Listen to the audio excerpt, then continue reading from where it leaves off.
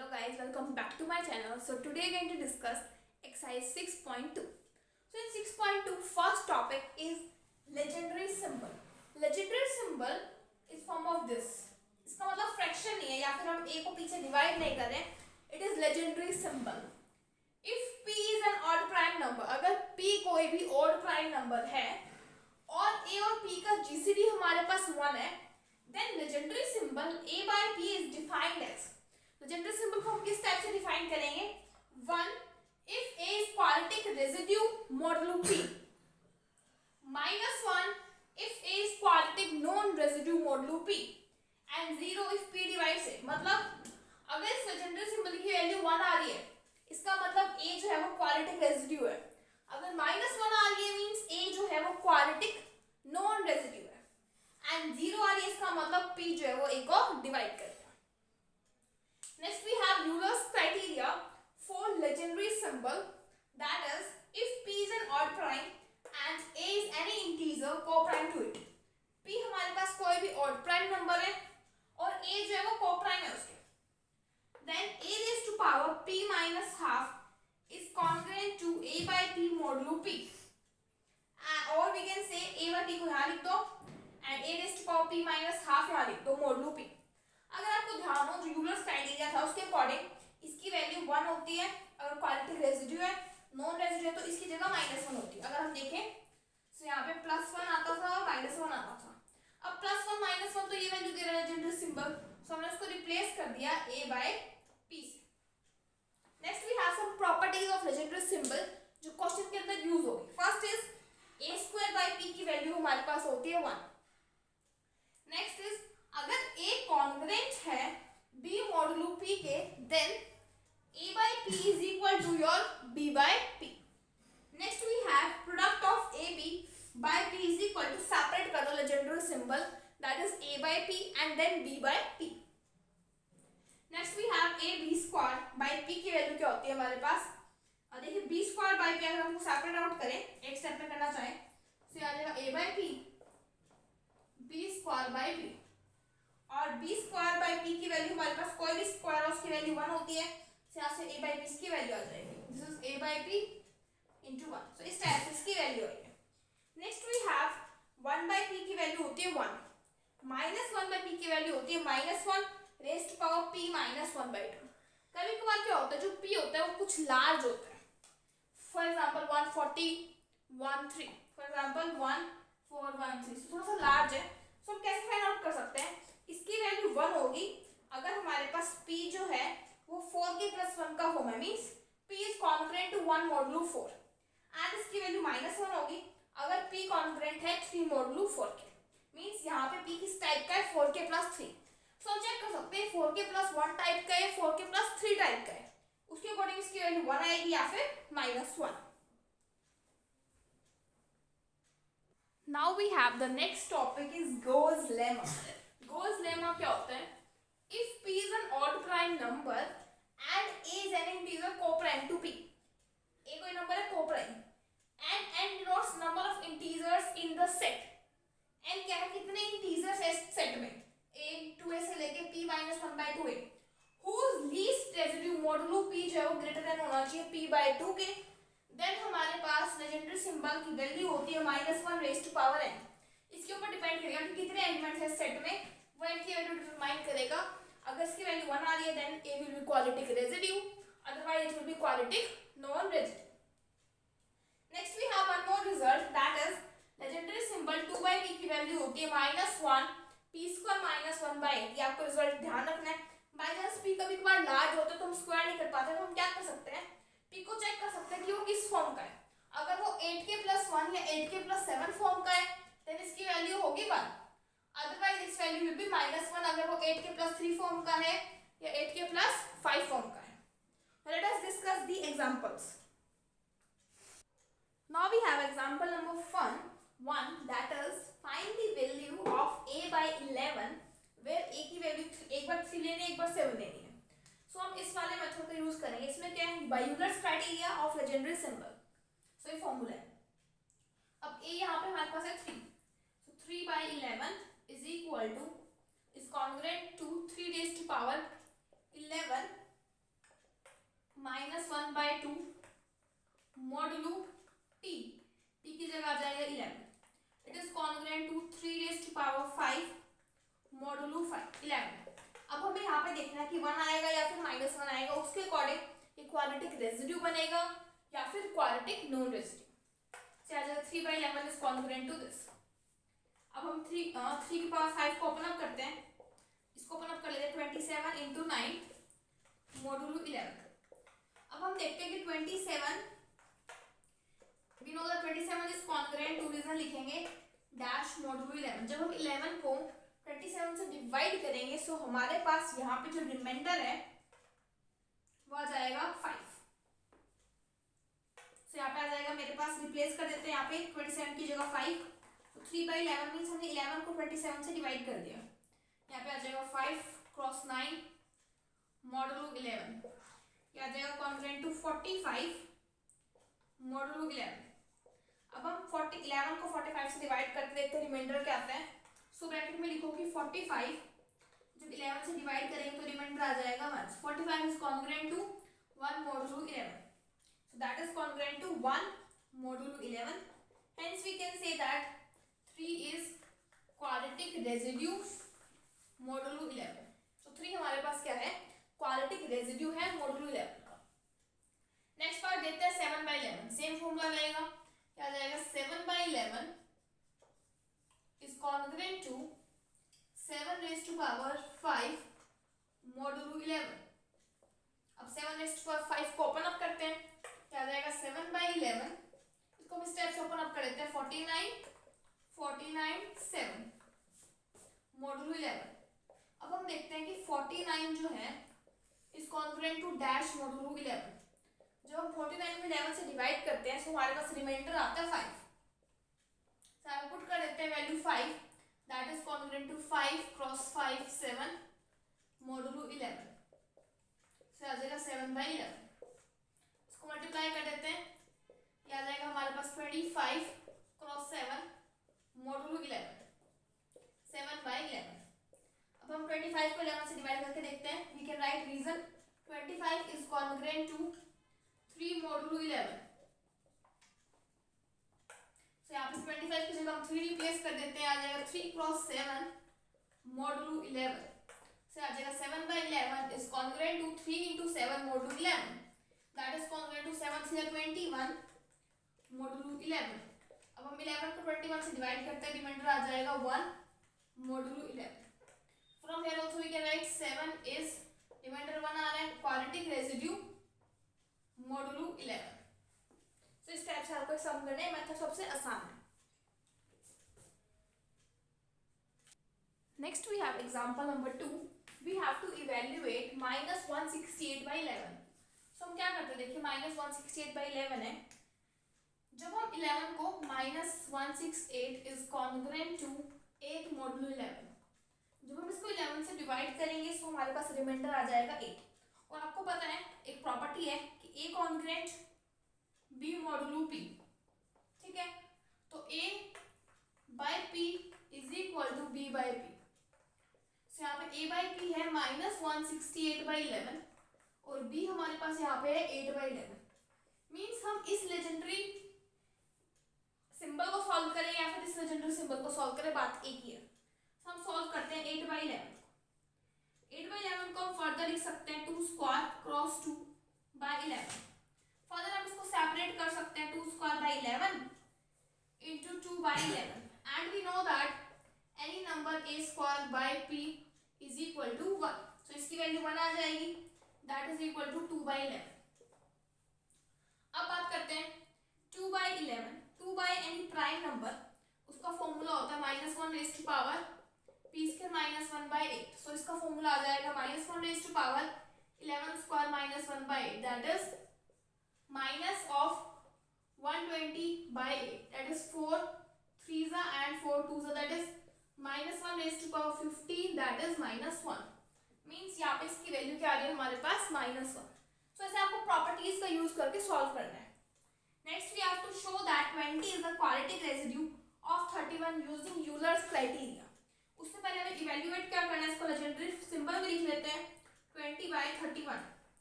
20 को हम लिख सकते हैं 5 क्रॉस 4 बाय 31।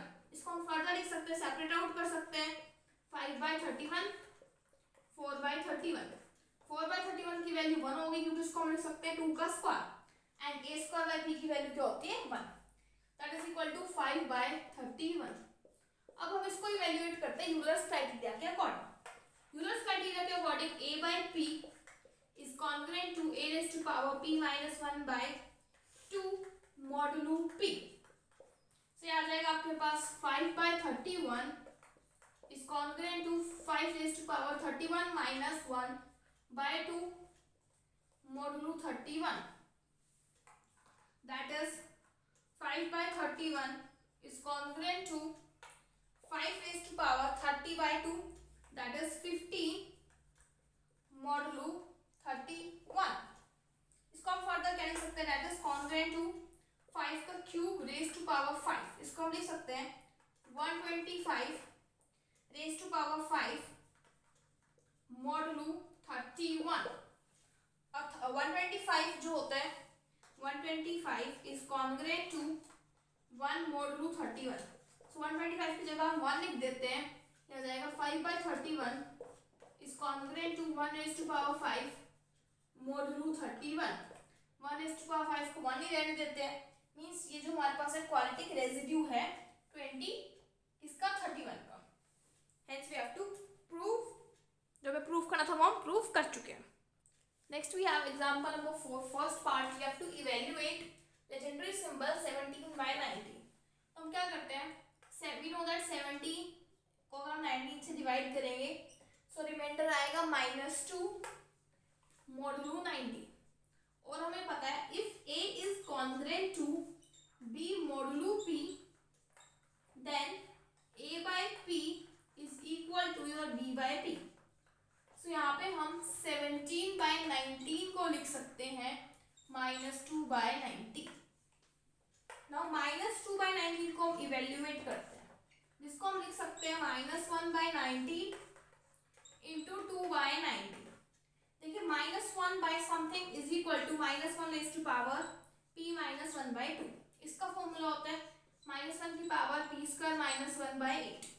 यहाँ पे p की वैल्यू 19 है, so -1 raise to power 90 minus 1 by 2, that is -1 raise to power 18 by 2, that is 9। यहाँ पे आ जाएगा -1 raise to power 19 square minus 1 by 8, that is -1 raise to power 19 is 361, so 360 by 8, that is 360 को अगर हम 8 से divide करें सो 4 2 जा 8, 4 9 जा, सो यहाँ पे आ जाएगा -1 की पावर 9, यहाँ पे आ जाएगा -1 की power 45। This is -1, this is also -1, total value आ जाएगी 1, hence this is the quadratic residue. Next we have to evaluate -23 by 59। We know that -23 को जब हम 59 से डिवाइड करेंगे सो रिमाइंडर आएगा 36 मॉडुलो 59। सो इसी फॉर्मूले के अकॉर्डिंग हम इसको -23 by 59 को हम लिख सकते हैं 36 by 59। 36 by 59 को हम लिख सकते हैं 6 का स्क्वायर by 59। किसी का भी स्क्वायर हमारे पास क्या होता है 1। अगर ये और ये टर्म हमारे पास को प्राइम है देन इसकी वैल्यू क्या होगी हमारे पास 1। Now in example number 5 it is given to you that using Gauss lemma you have to show that 2 is the quadratic residue modulo 13। So जो Gauss lemma उसके मेन पॉइंट्स आपको पता होने चाहिए। मेन पॉइंट्स क्या है, यहाँ पे फर्स्ट a क्या है, a हमारे पास है 2, प्राइम नंबर p क्या है 13।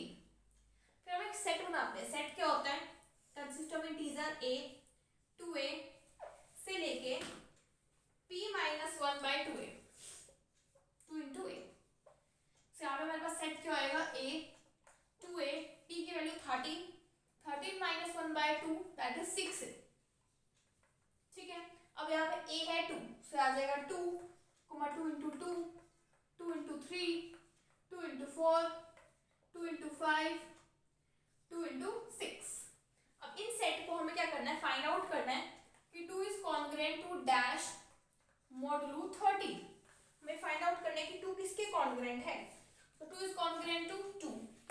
नेक्स्ट 2 का स्क्वायर, इसको हम लिखेंगे 4 congruent to 4 modulo 13, 2 into 3 that is 6 is congruent to 6 modulo 13, क्योंकि डिवाइडिंग में हो रहे ना, ये ऑलरेडी 13 से छोटे हैं. 2 into 4 that is 4 to the 8 modulo 13. Next 2 into 5 that is 10 modulo 13.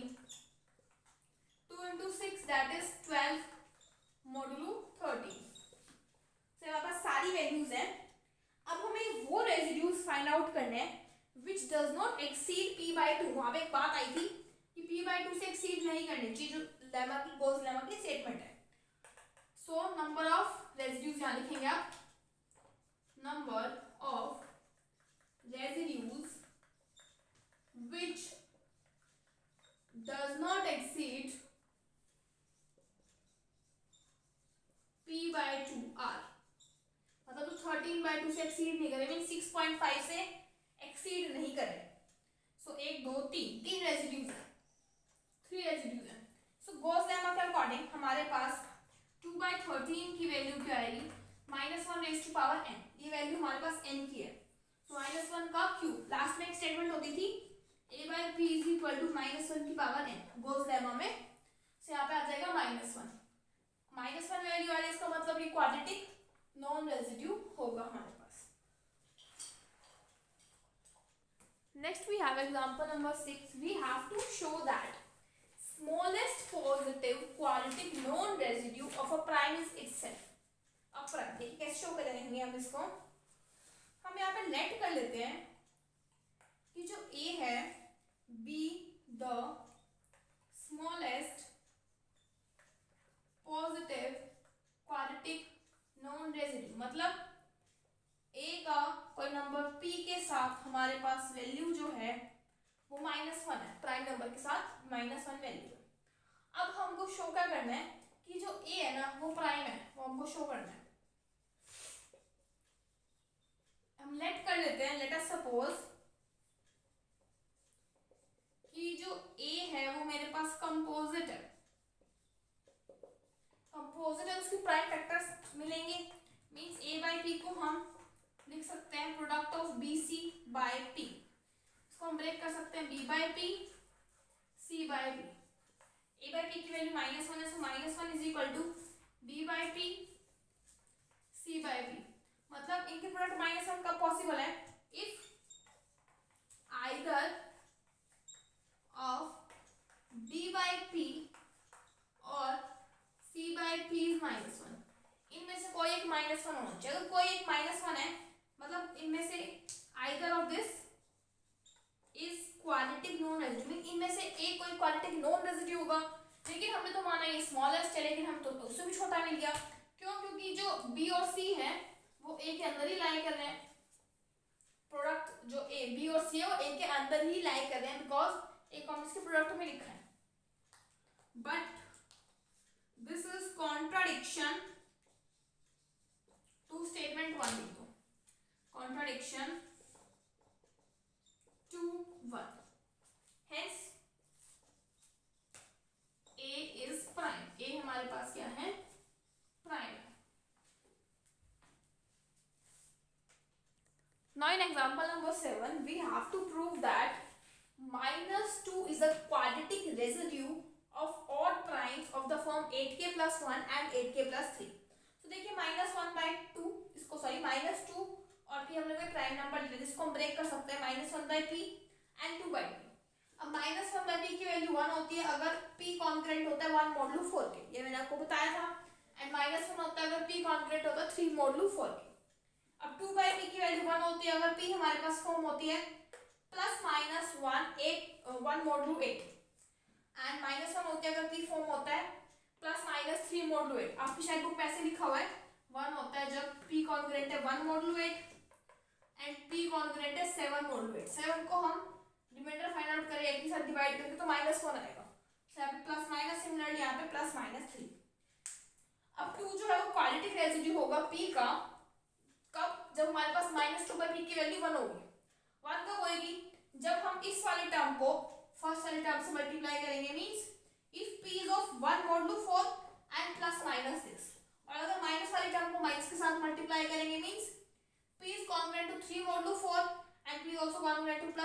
3 modulo ए। अब देखिए इन दोनों को मैंने कंबाइन करके एक ही लिख दिया, p is congruent to 1 modulo 8, and इन दोनों को कंबाइन करके हम लिख सकते हैं p is congruent to 3 modulo 8। यहां से आ जाता है p 8 के प्लस 1 फॉर्म का एंड 8 के प्लस 3 फॉर्म का। सो हेंस p जो है क्वाड्रेटिक रेसिड्यू होगा, क्योंकि यहाँ पे हमारे पास रिमाइंडर क्या आ रहा है, 1 ही आ रहा है। ठीक है, so next exercise will do the next video. Till then thank you.